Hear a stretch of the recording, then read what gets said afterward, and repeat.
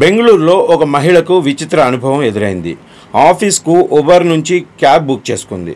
Ride pick చేసుకోవడానికి వచ్చిన వ్యక్తిని చూసి ఆమె అవాక్కైంది. ఎందుకంటే వచ్చింది తన ఆఫీసులోనే పనిచేసే టీమ్ లీడ్.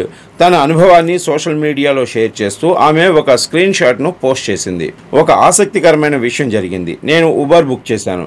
నన్ను పిక్ చేసుకునేందుకు వచ్చిన వ్యక్తి మా ఆఫీసులో టీమ్ లీడ్ అని ఆమె పేర్కొంది. ఎందుకు సార్ ఇలా క్యాబ్ డ్రైవ్ చేస్తున్నారు అని ఆమె అడగ్గా ఏదో సరదా కోసం, బోర్ కొట్టకుండా అని అతని వైపు సమాధానం వచ్చిందట.